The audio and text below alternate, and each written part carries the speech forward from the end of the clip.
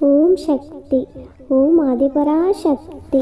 என் அன்பு பிள்ளையே, நீ இன்னும் சிறிது காலம் அனைத்தையும் சகித்து கொண்டிரு என்று ஆலோசனை கூறுகின்றேன். ஆனால் நீயோ, அம்மா, எனக்கு இதையெல்லாம் சாத்தியப்படாது. நிச்சயமாக ஒரு மாற்றம் வந்தாக வேண்டும். நான் அனுபவித்து வரும் இந்த நிலை மாறியே ஆக வேண்டும். நான் ஜெயித்த பிறகுதான் உன்னை நான் நெருங்குவேன். அதுவரை எனக்கு நீ கண்டிப்பாக உதவித்தான் ஆக வேண்டும் என்று கட்டளை போடுகின்றாய் என் செல்ல குழந்தையே. அதுவும் சரிதான். நிச்சயமாக உன்னை நான் தாங்குவேன். உன்னுடைய வாழ்க்கையில் மாற்றத்தை உண்டாக்குவேன். இந்த மாற்றம் இப்போதைய உனது தடுமாற்றம் போன்றோ ஏமாற்றம் போன்றோ இருக்காது குழந்தையே. உனது வாழ்வில் மிகச்சிறந்த முன்னேற்றமாக இருக்கும். மற்றவர்களின் கண்கள் பார்த்து கொண்டிருக்கும் பொழுதே நீ உயர்த்தப்படுவாய். இழப்புகளை தாண்டி அதன் வழிகளை உதறிவிட்டு வெறுமையான மனதோடு என்னிடம் வா குழந்தையே. நான் என்னிடத்தில் இருக்கும் லௌகீக சுகங்கள் அனைத்தையும் உனக்கு தருகின்றேன். இதனோடு ஆன்மீக சுகத்தையும் சேர்த்து வழங்குவேன் குழந்தையே. உன்னை தாங்கி பிடிப்பேன், தூக்கி உயர்த்துவேன் என்று ஒரு கரம் சொன்னேன். நிச்சயமாக அது நிறைவேற்றுவேன் குழந்தையே. நான் வாக்கு மீற மாட்டேன். உன்னால் எவ்வளவு முடியுமோ அவ்வளவு தூரம் என்னை தஞ்சமாக கொள். வேண்டியது அனைத்தும் வேண்டியபடியே நடக்கும். ஏனெனில் உன்னுடைய வேண்டுதலை நான் கேட்டுவிட்டேன். இதோ அதற்கு பதிலோடும் பலனோடும் வருகின்றேன். அனைத்தும் சுபமாக நடக்கும். வாழ்க்கையில் நிறைய பிரச்சனைகளை சந்தித்த பிறகு, அறிவையும் சில இழப்புகளை பார்த்த பிறகு அதிக அடக்கத்தையும் உணர்கிறாயல்லவா குழந்தையை? ஓடிக்கொண்டிருக்கும் நதியை தடுத்தால் அது இன்னொரு பாதையை தேடிக்கொண்டிருக்கும்.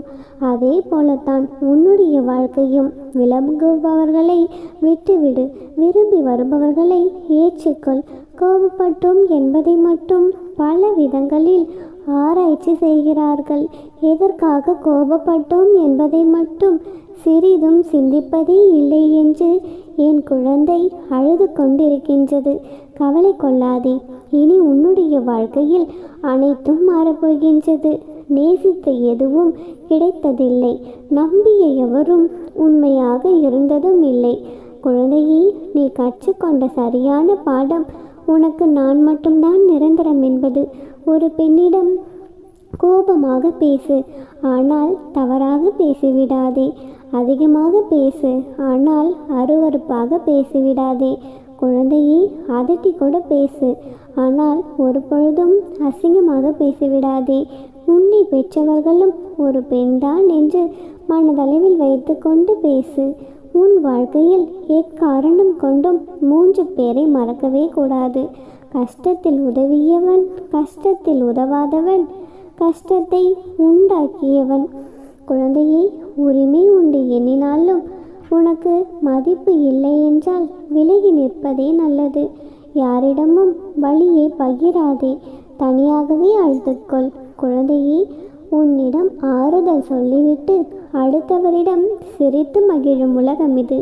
உன்னை தப்பாக புரிந்து கொண்டவர்களுக்கு நீ செய்யும் அனைத்தும் தவறாகத்தான் தெரியும் குழந்தையே. தவறே செய்யாமல் வழிகளை அனுபவிக்க வேண்டியிருக்கிறது. சில உறவுகளின் மீது அளவு கடந்த அன்பு வைப்பதினால் உனக்கு துன்பம் வரும்பொழுதெல்லாம் என் பெயரையே உச்சரித்து கொண்டு வா. உனக்கு நன்மைகள் உண்டாகும், இது உறுதி. உன்னை தாங்க நான் இருக்கின்றேன். அதனால் விழுவதை பற்றி கவலை கொள்ளாதே குழந்தையே. உன்னை பக்கத்தில் இருந்து பார்த்து கொள்வேன் என்று உன் அம்மையாகிய நான் சொல்கின்றேன். என் அன்பு குழந்தையே, எனது அருள் பாரபட்சமற்றது. அதை நான் எல்லோருக்கும் சமமாகவே வழங்குகின்றேன். என் சங்கல்பமின்றி ஒரு துரும்பும் அசையாது குழந்தையே. எனது அருளால் உனது வேண்டுதல் நிறைவேறி உன்னத உயர்வான வாழ்வு உனக்கு அமையும். உன்னை எனக்கு மிகவும் பிடிக்கும். நீ என்னுடைய பிரியமான பிள்ளை. அதனால் நீ வேண்டிக் கொள்ள தொடங்கும் பொழுதே உனது விருப்பங்கள் என்னால் நிறைவேற்றப்படும் என்பதை ஒரு பொழுதும் மறவாதே. அது 1000 மடங்காக பெருகி உன்னிடமே திரும்பி வரும். யார் என்னை நினைக்கிறார்களோ அவரை நான் நிரந்தரமாகவே ஞாபகத்தில் வைத்து கொள்கின்றேன். ஆம் குழந்தையே, நான் சொல்வது நிச்சயம் உண்மைதான். நீ என்னை முழுமையாக புரிந்துகொள். எனக்கு உதவி செய்பவர்களை நான் நிரந்தரமாக ஞாபகம் வைத்து கொள்வேன். எனக்கு வண்டியோ ஆகாய விமானமோ ரயில் வண்டியோ தேவையில்லை. என்னை யார் அன்புடன் அம்மா என்று அழைக்கிறார்களோ அவர்களுக்கு நான் தாமதமின்றி உடனே தோன்றுவேன். ஒருவர் அம்மாவிடம் பக்தி செலுத்தலாம், செலுத்தாமலும் இருக்கலாம், தட்சணை கொடுக்கலாம், கொடுக்காமலும் போகலாம். ஆயினும் தயாசாகரமும் ஆனந்த ஊற்றுமாகிய உன் அன்னை யாரையும் வெறுத்து ஒதுக்குவதில்லை. பூஜை செயல்படுவதால் அவர் ஆனந்தம் அடைவதில்லை. என் குழந்தையே, நீ என்னை அவமதிப்பதால் நான் துக்கப்படுவதில்லை. எங்கே ஆனந்தத்திற்கு இடமில்லையோ அங்கே கஷ்டம் எப்படி இடம் பிடிக்க முடியும்?